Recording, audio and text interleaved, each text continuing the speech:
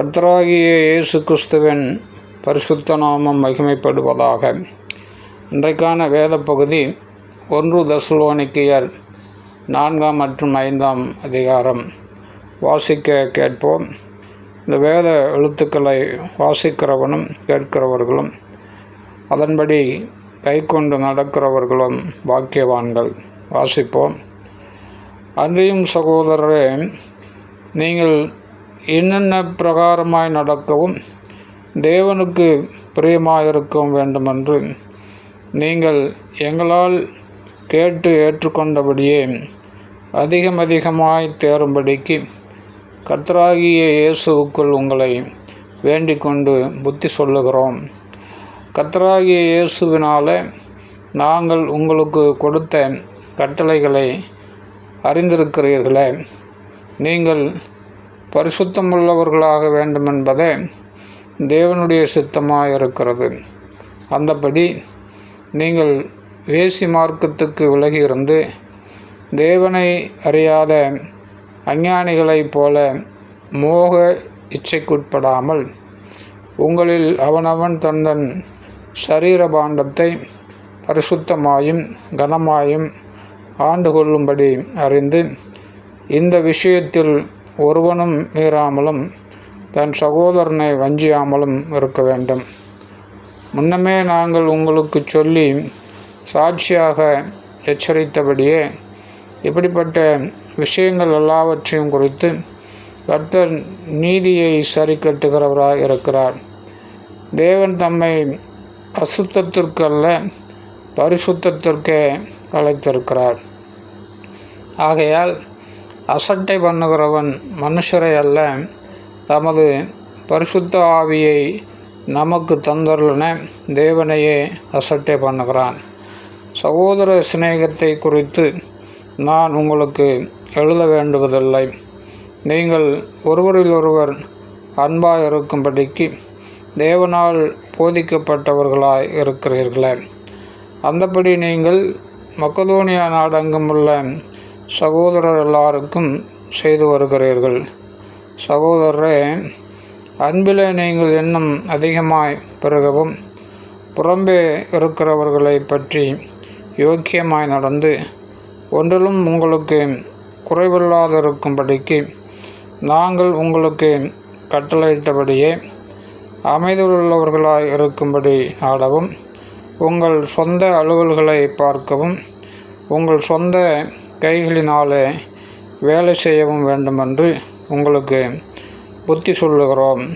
அன்றியும் சகோதரரே, நித்திரையடைந்தவர்கள் நிமித்தம் நீங்கள் நம்பிக்கையற்றவர்களான மற்றவர்களைப் போல துக்கித்து அறிவில்லாதிருக்க எனக்கு மனதில்லை.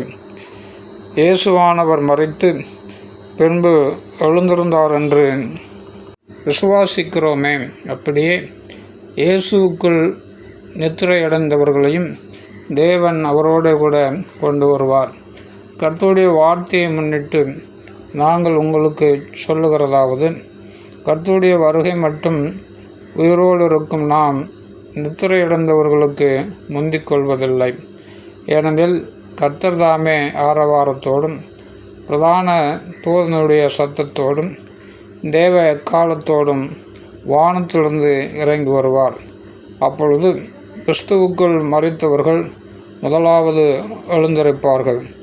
பின்பு உயிரோடு இருக்கும் நாமும் கர்த்தருக்கு எதிர்கொண்டு போக மேகங்கள் மேல் அவர்களோடு கூட ஆகாயத்தில் எடுத்து கொள்ளப்பட்டு இவ்விதமாய் எப்பொழுதும் கர்த்தருடனே கூட இருப்போம்.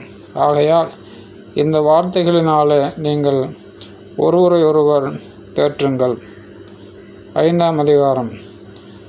சகோதரரே, இவைகள் நடக்கும் காலங்களையும் சமயங்களையும் குறித்து உங்களுக்கு எழுத வேண்டுவதில்லை.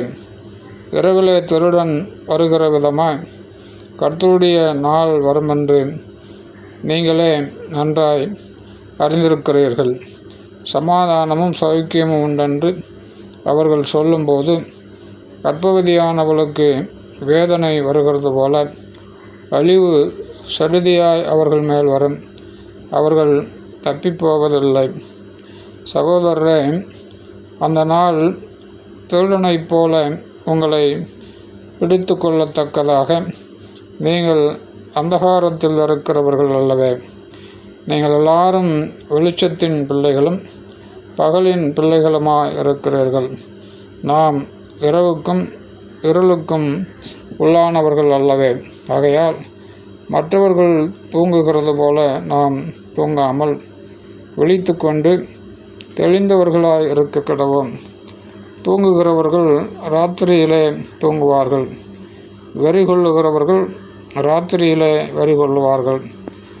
பகலுக்குரியவர்களாகிய நாமோ தெளிந்தவர்களாயிருந்து விசுவாசம், அன்பு என்னும் மார்க்கவசத்தையும் இரட்சிப்பின் நம்பிக்கை என்னும் தலைச்சீராவையும் தரித்து கொண்டிருக்க கடவோம்.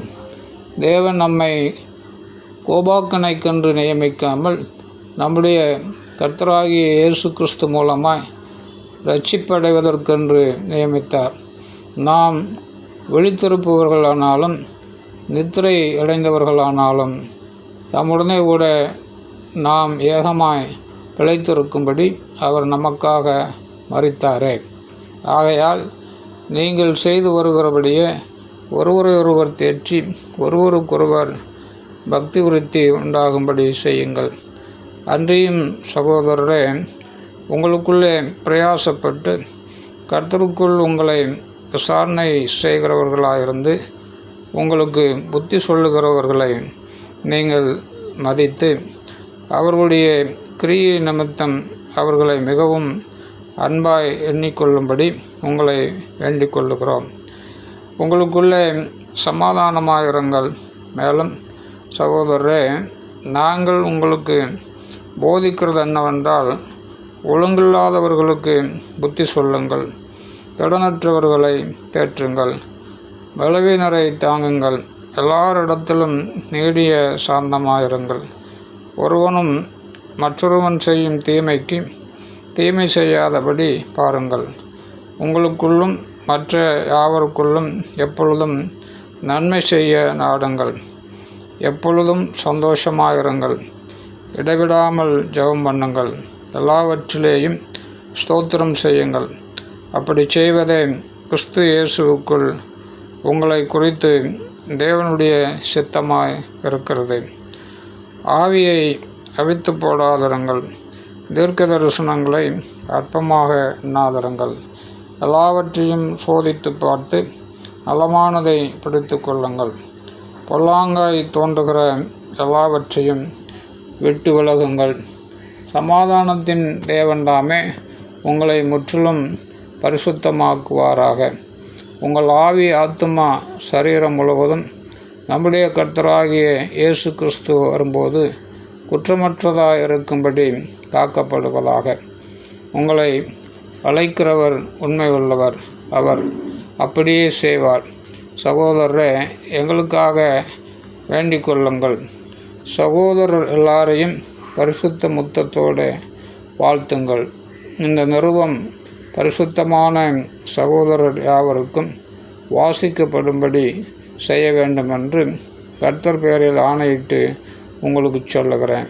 நம்முடைய கர்த்தராகிய இயேசு கிறிஸ்துவனுடைய கிருபை உங்களுடனே கூட இருப்பதாக. ஆமென்.